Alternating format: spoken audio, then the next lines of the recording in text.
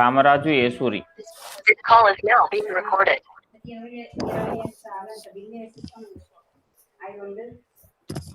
Okay, so ఇప్పటి వరకు మనం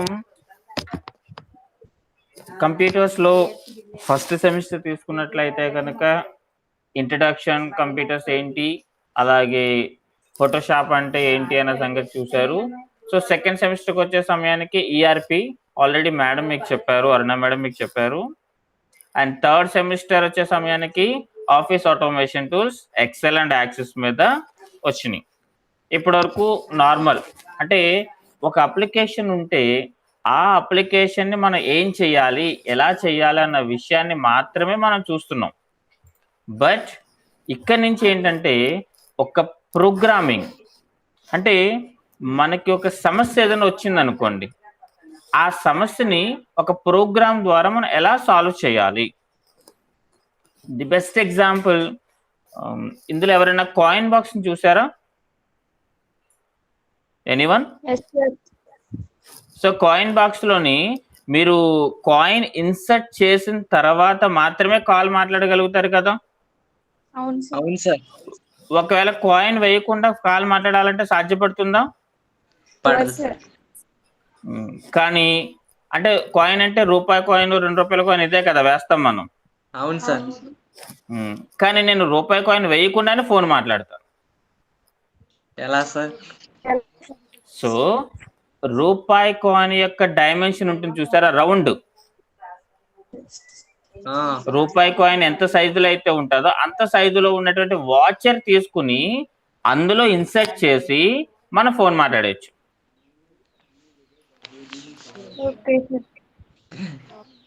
అసలు సాధ్యపడుతుందా అలాగా? ఎలా సార్? పాసిబుల్ అవ్వదు కదా సార్, ఓన్లీ 1 రూపీయే కదా సార్ వ్యాలిడ్ అవుతుంది. కానీ కాయిన్ బాక్స్ లో రూపాయికి సెన్సార్ లేదు. కాయిన్ బాక్స్ లో ఏంటంటే ఆ సర్కిల్ ఉన్నటువంటి డైమెన్షన్ కలిగినటువంటి ఒక కాయిన్ అందులోకి వెళ్తే చాలు దానికి. అది రూపాయా, 2 రూపాయల, 10 రూపాయ, 5 రూపాయల, అసలు రూపాయి కాయినే కాదు, ఒక వాచ్ రాన్న సంగతి కూడా దానికి అక్కర్లా. ఎగ్జాక్ట్ డైమెన్షన్ అనేది ఉంటే ఆటోమేటిక్ గా కాల్ కనెక్ట్ చేసేస్తుంది అనమాట. సో అంటే ఇప్పుడు కాయిన్ బాక్స్ గురించి అయితే చాలా తక్కువ మందికి తెలుసు కాబట్టి అందరూ ఫోన్లు వాడుతున్నారు కాబట్టి, మా టైంలో అయితే కాయిన్ బాక్స్ ఎక్కువ వాడాం. సో మేమేం చేసామంటే ఆ కాయిన్ వాచర్ ఉంటుంది చూసారు కదా, వాచర్ మధ్యలో హోల్ ఉంటుంది కదా, ఆ హోల్ నుంచి ఒక థ్రెడ్ కనెక్ట్ చేసి దానిని కాయిన్ బాక్స్ లోకి ఇన్సర్ట్ చేసి ఫోన్ మాట్లాడి కనెక్ట్ అవ్వగానే మళ్ళీ బయటకు తీసేసేవాళ్ళం. మళ్ళీ ఎప్పుడైతే 1 రూపీ 60 సెకండ్స్ అయిపోగానే మళ్ళీ అడుగుతుందో మళ్ళీ ఇన్సర్ట్ చేసి మళ్ళీ బయటకు తీసేవాళ్ళం. ఆటోమేటిక్ గా కాల్ ఏమయ్యేది, కంటిన్యూషన్ అయిపోతూ ఉండేది. కానీ అందులో డబ్బులు పడేవి కాదు. అమ్మో, చాలా మోసం చేశారు సార్ మీరు. మా ఇంట్లోనే కాయిన్ బాక్స్, బయట కాదు అది. అయితే ఇక్కడ జరుగుతున్న విషయం ఏంటని అడిగితే, ఒక ప్రోగ్రామ్ అనేది ఎగ్జిక్యూషన్ చేస్తున్నారు వాళ్ళంతే, ఎక్కడ సెన్సార్ అనేది ఉండదు అక్కడ. So sensor is the different item. So 1 రూపీని స్కాన్ చేసుకుని నేను కాల్ చేస్తాను అన్న ఆప్షన్ పెట్టలేదు. ఒక రేడియస్ కలిగినటువంటి డైమెన్షన్ కలిగినటువంటి ఒక కాయిన్ అందులో ఇన్సర్ట్ అయితే నేను కాల్ కనెక్ట్ చేసేయాలి. That is the procedure. ఓకేనా?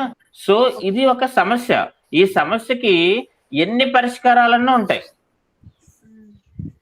అలాంటి పరిష్కారాలు తయారు చేసేటటువంటి మెథడ్స్ ప్రోగ్రామింగ్ అనమాట. సో మనం కాయిన్ ఇన్సర్ట్ చేస్తున్నాము, ఇన్సర్ట్ చేస్తేనే కాల్ కనెక్ట్ అవ్వాలి, ఇన్సర్ట్ చేయకపోతే కాల్ కనెక్ట్ అవ్వకూడదు. That is the programming. So for example, me age ని బట్టి మీరు మేజర్ మైనర్ అన్న సంగతి చెప్పాలనుకున్నారనుకోండి, మనం ఆల్రెడీ ఎక్సెల్లో రాసాం ఒకటి, గుర్తుందా? ఏజ్ అనేది 18 కంటే ఎక్కువగా ఉన్నట్లయితే ఇఫ్ కండిషన్ రాసాం కదా మనకి, అవునా కదా?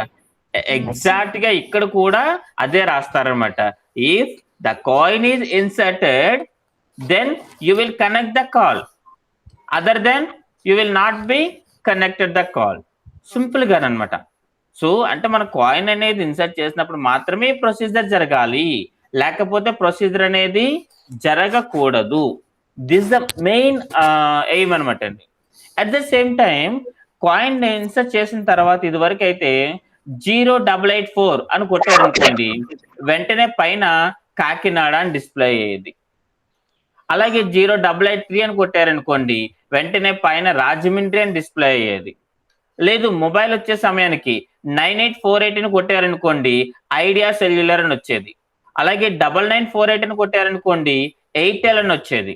944 అని కొట్టారనుకోండి, బిఎస్ఎన్ఎల్ అని వచ్చేది. ఇప్పుడంటే అందరూ మిక్సింగ్ అయిపోయింది శంకర్ జాతి ఇప్పుడు. ఎందుకంటే ఎవరెవరు కూడా ఏ నెంబర్ వాడుతున్నారు, ఎవరు తీసుకుంటున్నారు, ఏ నెట్వర్క్ లోకి వెళ్తారని సంగతి ఎవరికి తెలియదు. కానీ ఇదివరకు అయితే అలా ఉండేది కాదు. ఎగ్జాక్ట్ గా ఆ ఫస్ట్ 4 డిజిట్ ని బట్టి అది ఐడియా నెంబరా, ఎయిర్టెల్ నెంబరా, లేకపోతే వోడాఫోన్ నెంబరా, లేకపోతే హచ్ నెంబరా ఏంటి అన్నది ఈజీగా ఐడెంటిఫికేషన్ చేసేవారండి. దాని మీద ప్రోగ్రామ్ రాశారు. ఇప్పుడు ప్రోగ్రామ్ రాయమంటే అదే ప్రోగ్రామ్ సాధ్యం అనేది కాదు. అది రాయాలి అని అంటే టెక్నికల్ గా సర్వర్ సైడ్ లోకి వెళ్ళిపోయి వాళ్ళు ఏ డివైస్ అంటే ఏ నెట్వర్క్ అనేది కనెక్ట్ అవుతుందో చూసి దాని ప్రకారం చేయాలన్నమాట. ఇలాగా ప్రతి సమస్యకి కొన్ని వేస్ ఉంటాయన్నమాట అండి. ఆ వేస్ ని రాసే విధానమే మన ప్రోగ్రామింగ్ లాంగ్వేజ్. సో లాంగ్వేజ్ మనం మామూలుగా మాట్లాడుకోవాలంటే ఒక భాష, ఒక భావ వ్యక్తీకరణ. ఇప్పుడు నేను ఏదైతే మాట్లాడుతున్నానో, నేను ఏదైతే చెప్తున్నానో అది మీకు అర్థమవుతుంది. ఫర్ ఎగ్జాంపుల్ నేను ఒక క్వశ్చన్ అడుగుతున్నాను. సో ఇందు నువ్వు అన్మ్యూట్ చేసి ఒకసారి హాయ్ చెప్పు. సార్ అన్మ్యూట్ చేసి ఒకసారి హాయ్ చెప్పు. Hi sir. Okay, thank you. So ఇప్పుడు నేను అడిగాను, ఒక క్వశ్చన్ అడిగాను, ఏమని? ఇందుని నువ్వు అన్మ్యూట్ చేసి హాయ్ చెప్పు అని అన్నాను. వెంటనే తనేం చేసింది, తన హ్యాండ్ తోటి అక్కడ ఉన్నటువంటి మైక్ సింబల్ దగ్గరికి వెళ్ళి ఆఫ్ చేసి, అది ఆఫ్ లో ఉన్నదాన్ని ఆన్ చేసి వెంటనే హాయ్ సార్ అని చెప్పి అగైన్ మళ్ళీ అన్మ్యూట్ చేసింది. సో ఒక టాస్క్ జరిగిందా లేదా? ప్రతిదీ స్టెప్ బై స్టెప్ ప్రొసీజర్. అంతేగాని ఒకసారి నేను అన్మ్యూట్ చేసా హాయ్ చెప్పను అనకుండా ఓన్లీ హాయ్ చెప్పాను అన్నాను అనుకోండి, అప్పుడు కూడా సమస్య వస్తుంది. హాయ్ ఎలా చెప్పాలి? ఇప్పుడు నేను చెప్పేది ఆ సార్కి వినపడదు కదా. సో అయితే అన్మ్యూట్ చేసి చెప్పాలా, లేకపోతే సార్ కాల్ చేసి చెప్పాలా, లేకపోతే వాట్సాప్ లో హాయ్ చెప్పాలా, లేకపోతే ఇక్కడ మెసేజ్ మీద హాయ్ చెప్పాలా? ఇన్ని రకాల ఆలోచనలు వచ్చేస్తూ ఉంటాయి మనకి. క్లియర్ గా చెప్పామనుకోండి, ఒకేసారి ఎలాగైతే చెప్పారో అదే ప్రొసీజర్ జరుగుతూ ఉంటుంది. సో ఇక్కడ కూడా మనం ప్రోగ్రామింగ్ చేసేటప్పుడు ఎగ్జాక్ట్ గా ఏదైతే చెప్పాలి అని అనుకుంటున్నామో ఆ విషయాన్ని ప్రస్తావించాలి. అయితే ప్రోగ్రామింగ్ రాసేటప్పుడు మీరు ఎన్ని ప్రోగ్రామింగ్ ఫర్దర్ గా C++ నేర్చుకుంటారు, జావా నేర్చుకుంటారు, పైథాన్ నేర్చుకుంటారు, C# నేర్చుకుంటారు. ఇవన్నీ ప్రోగ్రామింగ్ లాంగ్వేజెస్. అంటే ఎందులోకి వెళ్ళినా సొల్యూషన్ ఒకటే, కానీ రాసే విధానం మాత్రం డిఫరెంట్ అనమాట. సో సిలో ఒకలా రాస్తే C++ లో ఒకలా రాస్తాము, లేదంటే జావాలో ఇంకొకలా రాస్తూ ఉంటాము. అట్లాగా మనం రాసే విధానాన్ని చేంజ్ చేస్తాం తప్పితే టాస్క్ అవుట్పుట్ అనేది మాత్రం ఎప్పుడు చేంజ్ కాదు. కానీ వీటిలన్నిటికి కామన్ గా మనకి ఇక్కడ ఒక వర్డ్ చూపిస్తున్నా చూడండి, అల్గారిథం. ఇక్కడ కనిపిస్తుందండి అల్గారిథం అనేది. సో చూడండి ఇక్కడ అండర్లైన్ చేసాను, చూసారా? అల్గారిథం. ఈ అల్గారిథం అనేది ఏంటి అని అడిగితే ఎనీ ప్రోగ్రామింగ్ లాంగ్వేజ్ కి మీరు ప్రోగ్రామ్ ఎలా రాయాలి అని చెప్పేసి ఒక స్టెప్ బై స్టెప్ ప్రొసీజర్ ని తెలియపరుస్తుంది అనమాట అండి. ఈ రోజు ఈ టాపిక్ నేర్చుకుందాం. అసలు అల్గారిథం అంటే ఏంటి, అల్గారిథం ఎలా రాస్తారు, దానికి మనం ఏం చేయాలి, అల్గారిథం యొక్క ఉపయోగాలు ఏంటి, ఇవన్నీ కూడా ఇందులో మనం చూద్దాం. సో ఈ రోజు మనం కవర్ చేసుకున్న టాపిక్స్ ఏవేంటి? అల్గారిథం అంటే ఏంటి అన్న సంగతి చూస్తాము, దానికి ఒక సింపుల్ ఎగ్జాంపుల్, అలాగే అల్గారిథం యొక్క క్యారెక్టరిస్టిక్స్, అలాగే అల్గారిథం యొక్క ఎగ్జాంపుల్స్ ఇంకేమైతే ఉంటాయో అవి, అడ్వాంటేజెస్ అండ్ డిసడ్వాంటేజెస్, ఇవన్నీ కూడా మనం నేర్చుకుంటాం. అల్గారిథం గురించి క్వశ్చన్ ఇచ్చాడు. So what is algorithm, explain briefly అని 10 మార్క్స్ ఇచ్చాడు అని అడిగితే ఇక్కడ ఉన్నటువంటి 6 స్టెప్స్ గురించి కూడా మీరు రాయాలి. అల్గారిథం అంటే ఏంటో చెప్పాలి, దానికి ఒక simple example, at the same time features, అలాగే ఇంకా మోర్ ఎగ్జాంపుల్స్ రాయండి, అడ్వాంటేజెస్ అండ్ డిసడ్వాంటేజెస్. ఇవన్నీ చెప్పగలిగితే మనం అల్గారిథం గురించి చెప్పిన వాళ్ళు అవుతూ ఉంటాం. ఓకేనా? Now what is algorithm? So దీనికి సో మెనీ డెఫినేషన్స్ ఉన్నాయండి, చాలా డెఫినేషన్స్ అనేది మనకి అవైలబిలిటీలో ఉంటాయన్నమాట మనకి. సో అందులో ఒక్కొక్క డెఫినేషన్ ని చూద్దాం, ఎలాగన్నా సరే చెప్పచ్చు. ఏంటంటే మెయిన్ అల్గారిథం అనేది ఏ సెట్ ఆఫ్ సీక్వెన్షనల్ స్టెప్స్. ఏంటండి? ఏ సెట్ ఆఫ్ సీక్వెన్షనల్ స్టెప్స్ అంటే మనం ఏం చేస్తున్నాము అన్న విషయాన్ని ఒక క్రమ పద్ధతిలో, ఒక ఆర్డర్లో, సో 1 2 3 4 5 6 లైక్ దట్, అలాగ ఒక ఆర్డర్లో మనం ఒక ఆర్డినరీ ఇంగ్లీష్ లాంగ్వేజ్ వాడి, ఏం వాడుతున్నాను భాష? Ordinary English language. ఏదో గ్రామర్ రావాలి, సెంటెన్స్ ఫ్రేమ్ చేయాలి అక్కర్లా, టేకు టుక్కు టేకెను సింపుల్ గా మాట్లాడుతుంటారు చూసారా మనకి. ఏదంటే ఇంకా సింపుల్ గా చెప్పాలంటే రామాయణం చెప్పండి అని అడిగితే 3 ముక్కలు చెప్పేస్తారు, కట్టే కొట్టే తెచ్చా అని చెప్పేసి అని, లైక్ దట్. అలాంటిది అనమాట. అలాగా ఒక ఆర్డినరీ ఇంగ్లీష్ లాంగ్వేజ్ లో రాస్తూ మనకి కావలసినటువంటి ఒక ప్రాబ్లం కి సొల్యూషన్ ని తయారు చేయడమే అల్గారిథం. మీకు ఏ సమస్య అయితే ఉందో ఆ సమస్యకి ఒక సొల్యూషన్ ని క్రియేట్ చేయాలి. అది క్రియేట్ చేయాలి అని అంటే అల్గారిథం ద్వారా చాలా సింపుల్ గా ఇంగ్లీష్ లాంగ్వేజ్ వాడి దానికి ఒక సీక్వెన్షనల్ స్టెప్స్ ని ఏర్పాటు చేసుకోవడమే algorithm. At the same time ఇంకొకలా కూడా ఎలా చెప్పొచ్చు అంటే a complete unambiguous finite number of logical steps. అంటే ఇదేంటంటే సింపుల్ గా చాలా తక్కువ స్టెప్స్ తోటి, ఫినిట్ చాలా తక్కువ అంటే లెక్క పట్టగలిగినటువంటి స్టెప్స్ తోటి ఒక ప్రాబ్లం కి సొల్యూషన్ ని క్రియేట్ చేయడమే. ఏదన్నా ఒక్కటేనండి ప్రొసీజర్, ఏదన్నా ఒక్కటే. అల్గారిథం అంటే ఎలా చెప్పినా ఒక్కటే.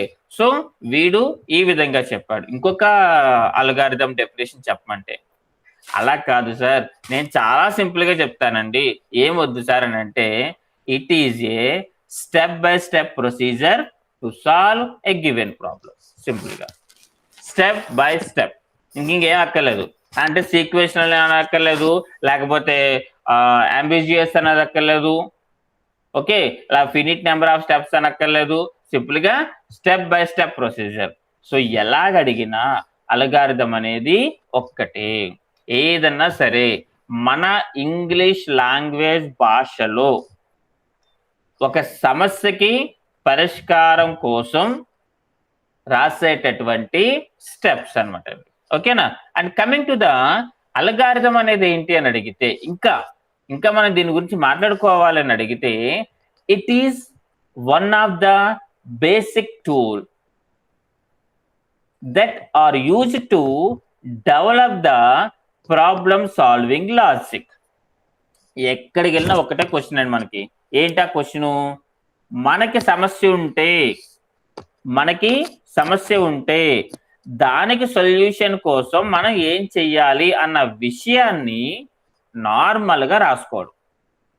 డైరెక్ట్ గా ప్రోగ్రామ్ లోకి వెళ్ళిపోం కదండి. ఫర్ ఎగ్జాంపుల్ చూడండి, ఒక బిల్డింగ్ కట్టాలండి. బిల్డింగ్ కట్టాలి అని అంటే నేను డైరెక్ట్ గా నాకు ల్యాండ్ ఎక్కడుందో చూపించాను, నేను బిల్డింగ్ కట్టేస్తానంటారా? లేదు కదా. దానికోసం మనం ఏం చేస్తాము, ముందు ఒక బేసిక్ ప్లాన్ వేస్తాం. సో ఇక్కడ కిచెన్ రావాలి, ఇక్కడ బెడ్రూమ్ రావాలి, ఇక్కడ డోర్ ఉండాలి, ఇక్కడ విండో ఉండాలి, ఇక్కడ అల్మారా ఉండాలి, ఇక్కడ సన్షేడ్ ఉండాలి, ఇక్కడేమో బయటికి వెళ్ళటానికి ఒక ఓపెన్ టూల్ ఉండాలి. ఇలాగా ప్రతిదీ ముందు ఏం చేస్తామని మనం ఒక బిల్డింగ్ ప్లాన్ వేస్తాం. వేసిన తర్వాత మాత్రమే మనం బిల్డింగ్ డెవలప్ చేస్తాం. అలాగే మీరు ఏ ప్రోగ్రామ్ అన్నా సరే, ప్రోగ్రామ్ రాసామంటే డైరెక్ట్ గా రాసేయడానికి చాలా ఇబ్బంది. దానికోసం ముందు మనం ఏం చేస్తాము, ఒక అల్గారిథం రాసుకుంటాం. అసలు ప్రోగ్రామ్ యొక్క సమస్య ఏంటి, ఇప్పుడు దీనికి సొల్యూషన్ కి మనం ఏం చేయాలి, ఎవ్రీథింగ్ అనేది అక్కర్లేదు. ఇక్కడ లాజిక్ రాయాలి, ఇక్కడ రిజల్ట్ రాయాలి, ఇక్కడ ఇది చేయాలి, ఇక్కడ ఇది చేయాలి అని చెప్పేసి అని పర్టికులర్ గా చేస్తూ ఉంటారు అన్నమాట. అలాగే ఇక్కడ ఇంకో ఆప్షన్ చూడండి, ఇందాక మీకు చెప్పాను బ్లూ ప్రింట్. సో ఏంటి, ఓ బిల్డింగ్ ప్లాన్ అన్నాను చూసారా, లైక్ దట్. దాన్ని మనం ఏమని పిలుస్తున్నామండి, బ్లూ ప్రింట్. అంటే blueprint of the program is nothing but a algorithm. So algorithm ఏం ప్రొవైడ్ చేస్తుందండి ఇక్కడ మనకి ఒక బ్లూ ప్రింట్ ను ప్రొవైడ్ చేస్తుంది. అంటే ఆ అల్గారిథం చూస్తే చాలు ఎవరైనా సరే సిలో రాసేవాడు సి ప్రోగ్రామ్ రాసేస్తాడు, C++ లో రాసేవాడు వాడు ప్రోగ్రామ్ రాసేస్తాడు, జావా వాడు ప్రోగ్రామ్ రాసేస్తాడు, పైథాన్ వాడు ప్రోగ్రామ్ రాసేస్తాడు. ఆడికి అల్గారిథం రాసిస్తే చాలు, అంతకు మించి ఇంకేం చేయక్కర్లేదు అనమాట. ఓకేనా? అలాగే ఇక్కడ ఆల్రెడీ చెప్పాను, an algorithm can be implemented in more than one programming language. అంటే ఒక ప్రోగ్రామ్ కి అల్గారిథం అనేది ఇంప్లిమెంటేషన్ అనేది లేదు, ఎనీ ప్రోగ్రామింగ్ లాంగ్వేజ్ కి అల్గారిథం అనేది పనిచేస్తూ ఉంటుంది. అయితే అల్గారిథం రాసిన తర్వాత మనం ఏం చేయాలి అని అంటే ఫ్లో చార్ట్ అనేది డిజైన్ చేసుకోవాలి. అందుకనే algorithm is represented by flow charts and pseudo codes. అంటే ఫ్లో చార్ట్ అనేది ఏంటంటే ఒక గ్రాఫికల్ రిప్రజెంటేషన్ అనమాట అండి. మీరు మాన్యువల్ గా పేపర్ మీద రాశారు, దానికి ఏం చేస్తారంటే వాళ్ళు ఒక ఇమేజ్ రూపంలో రిప్రజెంటేషన్ చేస్తారు. సో కమింగ్ క్లాస్ మనం నెక్స్ట్ క్లాస్ లో ఫ్లో చార్ట్ అంటే ఏంటో తెలుసుకుంటాం. అయితే ఆ ఫ్లో చార్ట్ గా రాయాలి, ఆ ఫ్లో చార్ట్ డ్రా చేయాలన్నా మనకేం కావాలి? ఫస్ట్ అల్గారిథం అనేది కావాలి. ఏం కావాలండి? అల్గారిథం అనేది కావాలన్నమాట. And the next one is called, an algorithm has a finite number of steps and some steps may involve decision making and repetition. For example, decision making like that, మీరు మేజరా మైనరా అన్న విషయం చెప్పాలి అని అంటే ఈజ్ కాల్డ్ డెసిషన్ మేకింగ్. అంటే మీ age అనేది 18 అంతకంటే ఎక్కువ కానీ ఉన్నట్లయితే you are the major, other than you are the minor. లేదు మీకు 75% కంటే మార్క్స్ ఎక్కువగా వచ్చినట్లయితే you got a outstanding performance. Or 60 to 75 మధ్యలో వచ్చినట్లయితే you got a first class. Or 40 to 50 మధ్యలో వచ్చినట్లయితే, 50 to 60 మధ్యలో వచ్చినట్లయితే you got a second class. 35 to 50 మధ్యలో వచ్చినట్లయితే you got a third class. Below 35 అయితే you not a grade, you are the fail, simple గా చెప్పాలంటే. So this is called as a decision making. And ఇంకొకటి అడిగాడండి, repetition. For example మనం ATM card వాడుతూ ఉంటారు. మీరు కార్డ్ ఇన్సర్ట్ చేసి పిన్ నెంబర్ ఎంటర్ చేస్తారండి. కార్డ్ ఇన్సర్ట్ చేసి పిన్ నెంబర్ ఎంటర్ చేస్తారు. పిన్ రాంగ్ అనుకోండి, ఏమవుతుంది? You enter the wrong pin. Again try, మళ్ళీ ట్రై చేస్తారు. అగైన్ మళ్ళీ రాంగ్ పిన్ అనుకోండి, అగైన్ మళ్ళీ you enter the wrong pin. Again try, again మళ్ళీ ట్రై చేస్తారు, you enter the wrong pin. Today quota is over. అంటే ఒక్క రోజులో ఏటీఎం పిన్ రాంగ్ మనం ఓన్లీ 3 times మాత్రమే చేయగలుగుతాం. ఇంకా 4th time మనకి ఎలిజిబిలిటీ లేదు. సో ఇదేం జరిగింది? ఫస్ట్ టైం అయిపోయింది, చూసింది, కాదనుకుంది, మళ్ళీ రెండో ఛాన్స్ ఇచ్చింది, అంటే రిపీట్ చేసిందా లేదా? మళ్ళీ మనకి అగైన్ మళ్ళీ సెకండ్ టైం ఛాన్స్ ఇచ్చింది, అవకాశం లేదు, మళ్ళీ మూడోసారి రిపీట్ చేసింది, మూడోసారి రిపీట్ ఛాన్స్ లేదు, నాలుగోసారి దగ్గరికి వెళ్ళేటప్పటికి you are not eligible. So కాబట్టి మీకు ఛాన్స్ లేదు. మళ్ళీ 24 hours తర్వాత, అంటే means again night 12 o'clock calendar మారిన తర్వాత ఆటోమేటిక్ గా మళ్ళీ మీరు ట్రై చేసుకోవచ్చు. ఇలాగా రిపిటేషన్ యాక్షన్స్ ఉంటాయండి. అలాంటి రిపిటేషన్ యాక్షన్స్ కూడా మనం అల్గారిథంలో రాయాల్సిన అవసరం వస్తూ ఉంటుంది. ఓకేనండి, ఇవన్నీ కూడా అల్గారిథం యొక్క ఇంపార్టెన్స్. మెయిన్ గుర్తుపెట్టుకోండి, a set of sequential step write in ordinary language. ఎందుకోసం అని అడిగితే ఒక ప్రాబ్లం కి సొల్యూషన్ ని చెప్పడానికి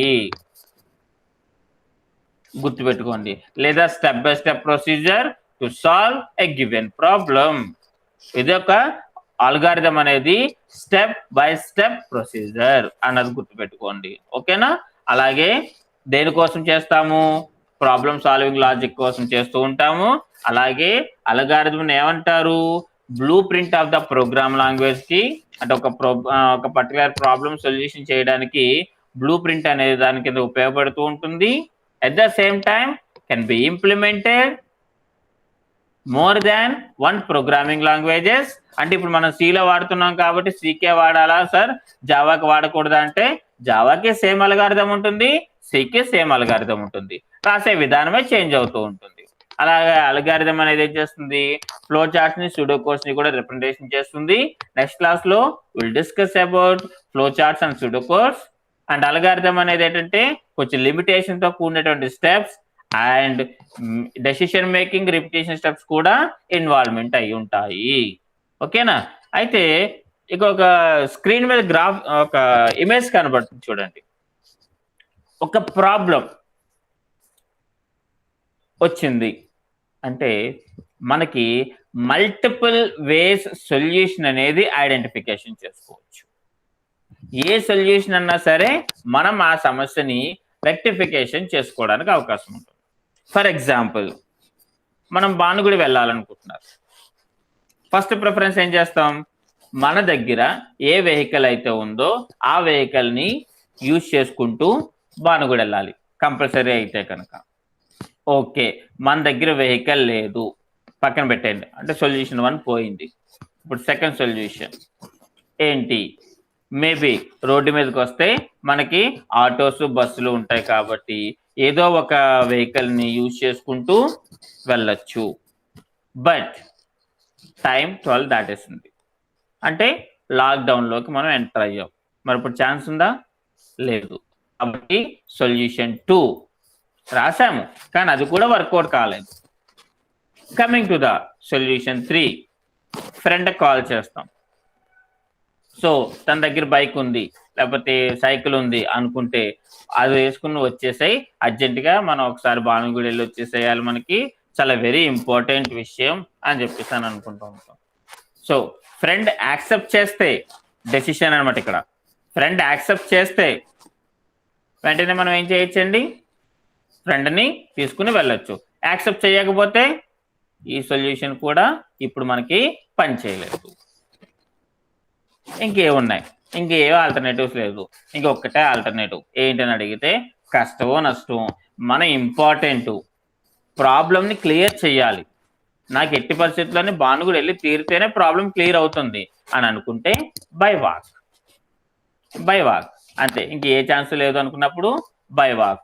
ఇది నా అనాలిసిస్ మాత్రమే, మీ అనాలిసిస్ లో ఇంకేమన్నా ఉండొచ్చు. సో ఏది కాంపాటబిలిటీ అయితే ఆ సొల్యూషన్ మనం ఏం చేస్తామండి, ఓకే చేసుకుంటున్నాం. సో మల్టిపుల్ సొల్యూషన్స్ అనేది ఉంటాయి మనకి, ఒకటి కాకపోతే ఇంకొకటి, ఒకటి కాకపోతే ఇంకొకటి అని ఉంటాయి ఈ మల్టిపుల్ సొల్యూషన్స్.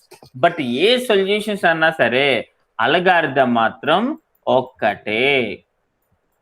ఏ సొల్యూషన్ కన్నా సరే ఏంటండి, అల్గారిథం మాత్రం ఒక్కటే, ఒకేలాగా అల్గారిథం అనేది రాయాలి. రాస్తే ప్రతిదానికి ఆ సొల్యూషన్ ని ఏ ప్రోగ్రామింగ్ లాంగ్వేజ్ లో అన్నా సరే మనం ఒకలాగే వాడచ్చు అనమాట అండి. ఓకేనా? For example, a simple example మీకు ఆల్రెడీ ఇప్పుడు చెప్పిందే ఏంటి, an algorithm for driving to a friend's house. So అంటే ఒక ఫ్రెండ్ హౌస్ కి వెళ్ళటానికి, డ్రైవ్ చేసుకుని వెళ్ళటానికి అల్గారిథం రాయండి అని అడిగితే the first thing find your keys. ముందు మరి వెళ్ళాలంటే ముందు మనకి ఏం కావాలండి, మన కార్ కీస్ కావాలా లేదా? సో ఫైండ్ యువర్ కీస్ తీసుకున్నారు. Next walk out of the house నుంచి బయటకు రావాలి, వచ్చారు. క్లోజ్ ద డోర్, అలా వచ్చేస్తారు డైరెక్ట్ గాను. సినిమాలో అంటే అలా డోర్ వదిలేసి వెళ్ళిపోతారేమో, కానీ మన ఇంటి దగ్గర అలా వదిలేలేం కదా. ఖచ్చితంగా మనం ఏం చేయాలి, ఆ డోర్ ని క్లోజ్ చేసే రావాలి. So close the door. And next open the car door. So car door open చేయాలి. Next get into the కార్లోకి ఎక్కి కూర్చోవాలి. Then put the key into the ignition. So అంటే ఇలా కీ పెట్టి మనం స్టార్ట్ చేస్తాం కదా, సో ఆ ఇగ్నిషన్, సో మన కీ అందులో పెట్టి ఇగ్నిషన్ ని స్టార్ట్ చేస్తాం. సో కార్ స్టార్ట్ అవుతుంది. సో అప్పుడు మనం వెళ్తాం, వెళ్ళి ఫ్రెండ్ హౌస్ ని కలుస్తాం. అక్కడికి వెళ్ళాలి అని అంటే అంతే కదండి మనకి. So this is the algorithm, ఒక స్టెప్ బై స్టెప్ ప్రొసీజర్. ఇందులో లేదు సార్ నేను ముందు కార్ ఎక్కి కూర్చుంటానండి ఆ తర్వాత హౌస్ డోర్ క్లోజ్ చేస్తానంటే కుదురుతుందా? ఛాన్స్ లేదు కదా మనకి. సో ఖచ్చితంగా మనం ఏం చేయాలి, ఇందులో ఉన్నటువంటి ఆర్డర్ ప్రకారమే. So find your keys, walk out of the house, close the door, open the car door, get into the car, put the key into the ignition and going to the friend house. ఇవన్నీ ఒక order లో రాస్తూ ఉంటాం అనమాట. For example anyone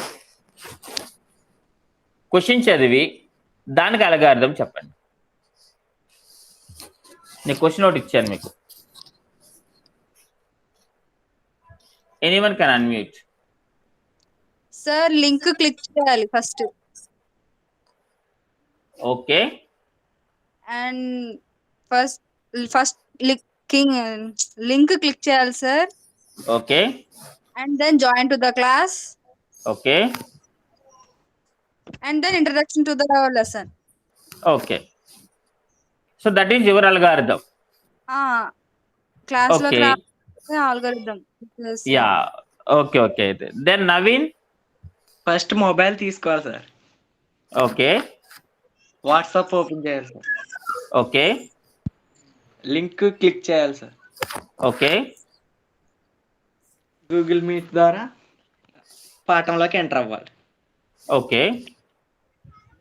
అంతేనా? అంతే sir. Data కూడా on చేయాలి సార్. That's good. నువ్వు చెప్పమ్మా హేమలత, నీ అనాలిసిస్ చెప్పు, పర్వాలేదు.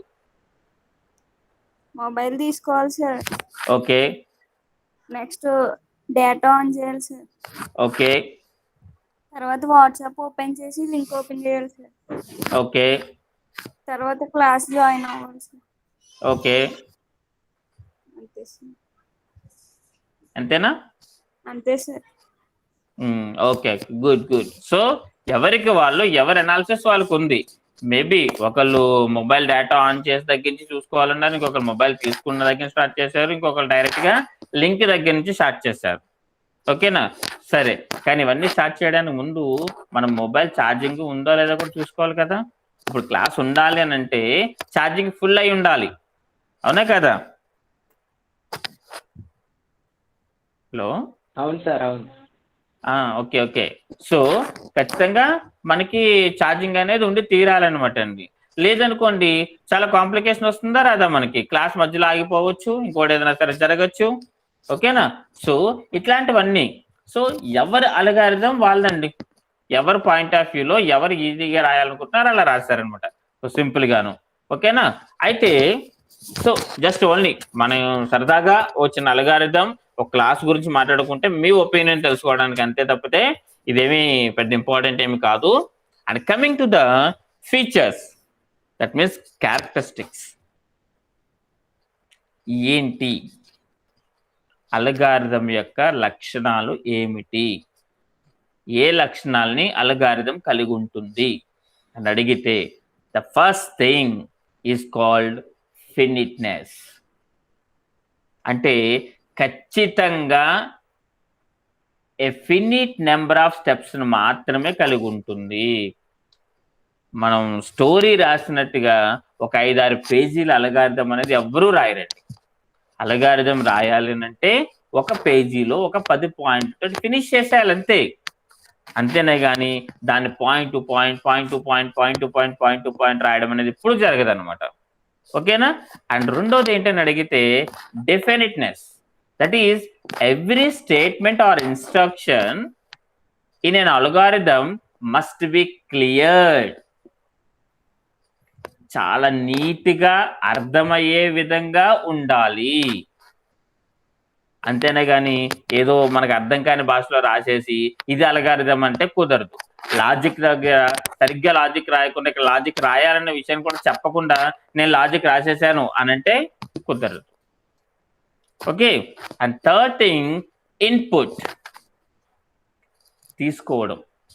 So every algorithm must take 0, అంటే అసలు ఇన్పుటే తీసుకోకుండా రిజల్ట్ కూడా ఇవ్వచ్చు, లేదంటే 1 కానీ అంతకంటే ఎక్కువగాని ఇన్పుట్ తీసుకున్నా సరే మనకి రిజల్ట్ అనేది ఇవ్వచ్చు ఎలాగన్నా సరే. Okay, the input of an algorithm can either be given interactively by user are generated internally. అంటే యూజర్ దగ్గర నుంచి ఇన్ఫర్మేషన్ అన్నా తీసుకోవచ్చు, లేకపోతే మన ప్రోగ్రామ్ ద్వారా ఆటోమేటిక్ గా కూడా తీసుకోవచ్చు. ఇన్పుట్ అయితే ఒకటి గుర్తుపెట్టుకోండి, ఇన్పుట్ అనేది ఇచ్చినా ఇవ్వకపోయినా అవుట్పుట్ మాత్రం ఖచ్చితంగా ఒక రిజల్ట్ అని వస్తుంది. అట్లీస్ట్ 1 రిజల్ట్ లేకుండా మన ప్రోగ్రామ్ అనేది ఉండదు. ఫర్ ఎగ్జాంపుల్, బౌల్ ఖాళీగా ఉంది అంటే బౌల్లో మనం ఏమీ వేయలేదు, అంటే ఇన్పుట్ అయితే ఏమీ చెప్పలేదు, కానీ రిజల్ట్ ఏంటి, బౌల్ ఖాళీగా ఉంది. సో రిజల్ట్ వచ్చిందా లేదా మనకి, ఏదో ఒక రిజల్ట్ కనపడుతుందా లేదా మనకి. సో బౌల్లో ఏమన్నా ఉన్నాయా, ఖాళీగా ఉంది. బౌల్లో ఒక కాయిన్ వేసాను, సో ఒక కాయిన్ ఉంది. సో మీరు ఇన్పుట్ ఒకటి వేసారు, రిజల్ట్ ఒకటి వచ్చింది. సో బౌల్లో ఒక మల్టిపుల్ కలర్స్ వేసాను, ఇప్పుడు అవుట్పుట్ ఏంటి, టోటల్ ఎన్ని కలర్ ఐటమ్స్ ఉన్నాయి, ఒక్కొక్క కలర్ ఐటమ్ ఎన్ని ఉన్నాయన్న సంగతి చెప్పాలంటే ఒక్కొక్క కలర్ ఐటమ్ ఎన్ని ఉన్నాయన్న సంగతి చెప్పొచ్చు. ఇలాగా మీరు వేసే ఇన్పుట్ని బట్టి వచ్చే అవుట్పుట్ అనేది మారుతూ ఉంటుంది. అండ్ ఐదోది ఎఫెక్టివ్నెస్. మనం ఏ పని చేసినా పెర్ఫెక్ట్గా చేయాలి.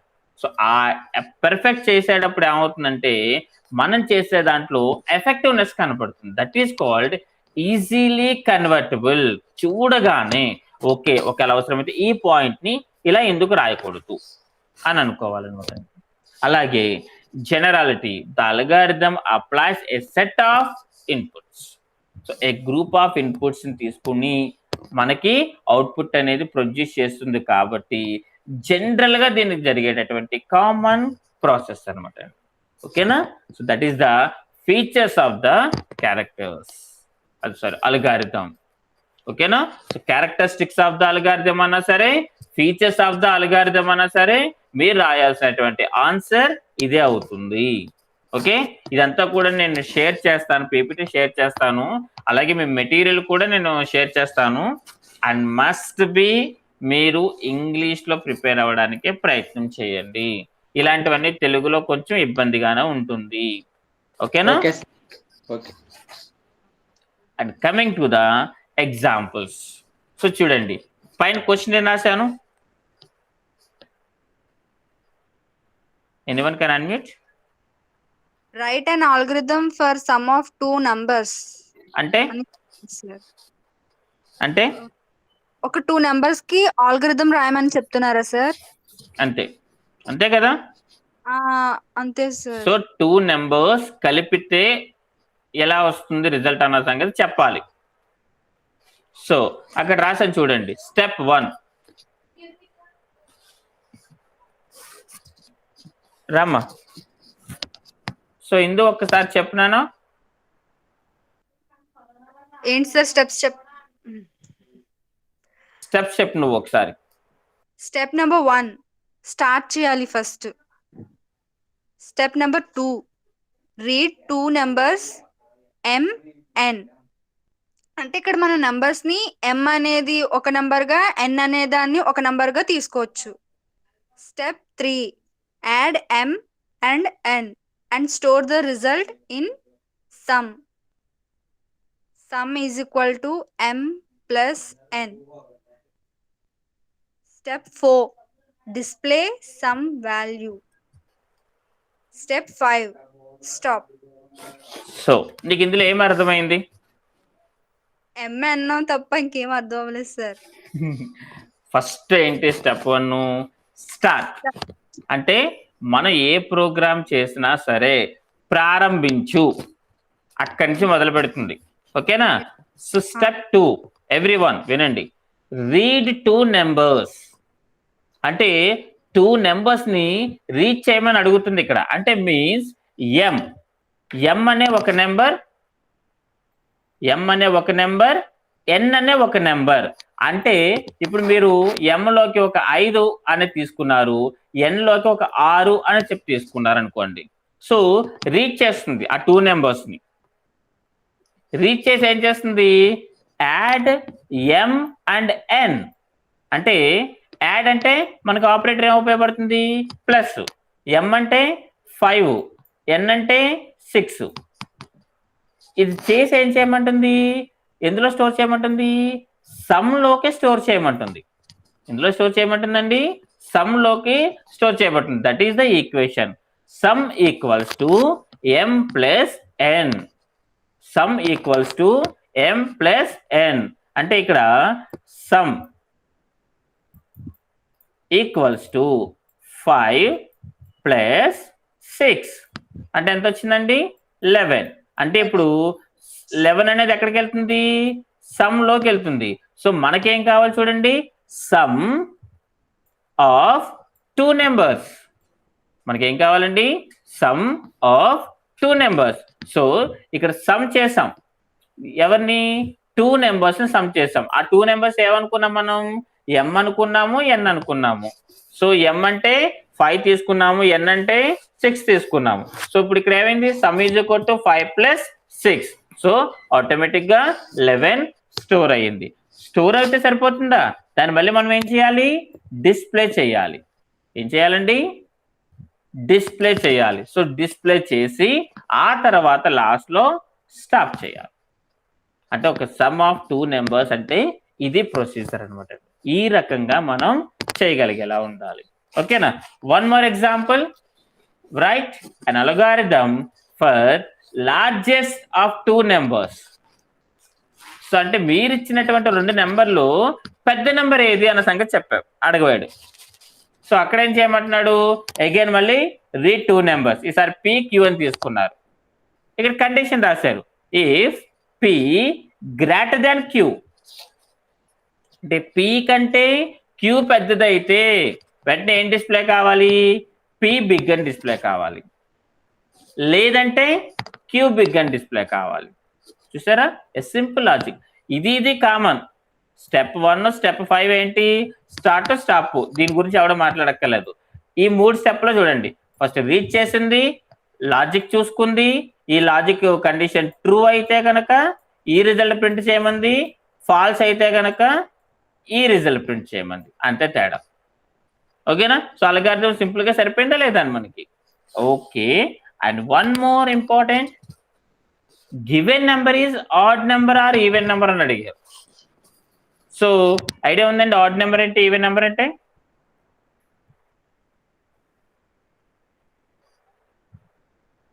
Hello, anyone? లేదు సార్. తెలుగులో సరి సంఖ్య, బేసి సంఖ్య. 2, 4, 6, 8 అన్ని సరి సంఖ్యలు. సరి సంఖ్యలు. 1, 3, 5, 7, 9. Okay, good good, very nice. అయితే సరి సంఖ్య అని ఎలా చెప్పు. అది సమానం. దానికి సూత్రం ఒకటి చెప్పేవారు కదా చిన్నప్పుడు. సరి సంఖ్యలు అంటే ఒక సూత్రం చెప్పేవారు మనకి. ఇంకెవరు లేరా?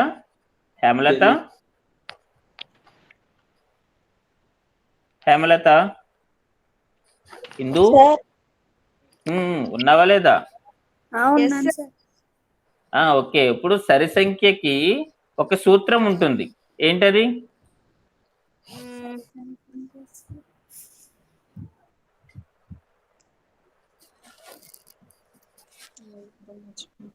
ఈవెన్ నెంబర్ కి ఒక సూత్రం ఉంటుంది.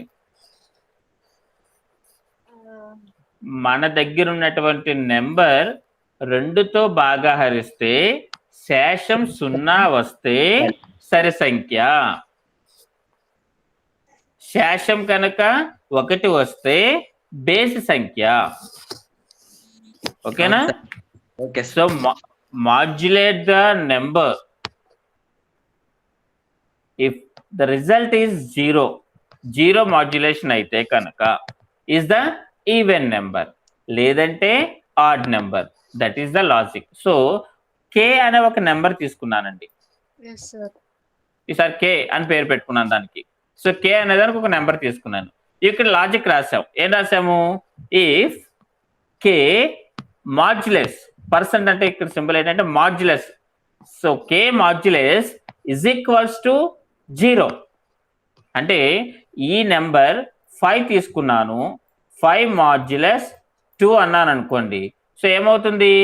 2 2s are 4. అంటే రిమైండర్ ఎంత మిగిలింది? 1 మిగిలింది. సో కాబట్టి 1 వచ్చింది కాబట్టి రిజల్ట్ ఏంటి? Odd number. ఫర్ ఎగ్జాంపుల్ 6 తీసుకున్నాను అనుకోండి, రిమైండర్ ఏమొస్తుంది? 0 వచ్చింది కాబట్టి ఈవెన్ నెంబర్. ఓకేనా? సో అలా మనకి ఏంటంటే ఈవెన్ నెంబర్ కానీ ఆడ్ నెంబర్ కానీ ఐడెంటిఫికేషన్ ఈజీగా జరుగుతుంది. ఓకే కదా? So clarity okay sir. వచ్చిందండి ఇది? ఓకే. వచ్చింది సార్. ఓకే సార్, క్లారిటీ వచ్చింది సార్. Hello, yes sir. వచ్చింది సార్. హలో, వాయిస్ వినిపిస్తుందా? వినిపిస్తాను సార్. మీ Hello? స్క్రీన్ ఫ్రీజ్ అయిపోతుంది సార్, మీరున్న screen. Okay okay okay okay, ఇప్పుడు ఓకేనా? Okay sir. సరే అయితే. ఓకే, సో ఇప్పటిదాకా మనం 3 ప్రాబ్లమ్స్ చూసాం. ఫస్ట్ ప్రాబ్లం ఏమో నెంబర్స్ ని యాడ్ చేయడం చూసాము. సెకండ్ ప్రాబ్లం ఏమో ఇచ్చిన నెంబర్ బిగ్గెస్టా స్మాలెస్ట్ అన్న సంగతి చూసాము. థర్డ్ నెంబర్ ఏమో ఇచ్చిన నెంబర్ ఈవెన్ నెంబరా ఆడ్ నెంబరా అన్న సంగతి చూసాం. సో ప్రతి దానికి స్టెప్స్ చూసారు కదా మీరు ఎలా ఉందో? ఓకేనా? సో ఇదే విధంగా అల్గారిథం అనేది రాయడం జరుగుతూ ఉంటుంది. ఓకేనా? అండ్ అడ్వాంటేజెస్ డిసడ్వాంటేజెస్ రేపు తీసుకుందాం క్లాస్ మనకి. ఓకేనా? ఇప్పుడు నెక్స్ట్ క్లాస్ ఆల్రెడీ స్టార్ట్ అవ్వచ్చేమో కదా, ఆల్రెడీ 11 అయిపోయింది. ఓకేనా? Okay sir. Thank so you. Class అర్థమైందా? అర్థమైంది సార్. అల్గారిథం అంటే ఏంటో తెలిసిందా? Yes sir. తెలిసింది. ఒకవేళ నేను అవసరమైతే ఇంకొన్ని క్వశ్చన్స్ ఇస్తాను, మీ భాషలో మీరు అల్గారిథం రాసి నాకు గ్రూప్ లో ఫోటో తీసి పెట్టండి. Okay okay. ప్రాక్టీస్ ఉంటుంది మనకి ఎప్పుడు కూడా. సరేనా? And Okay, sir. రెండోది ఏంటని అడిగితే మీకు నేను ఒక యాప్ ను కూడా షేర్ చేస్తాను. Okay sir. సో ఆ యాప్ లో మీరు ప్రోగ్రామింగ్ అంతా కూడా రాయొచ్చు.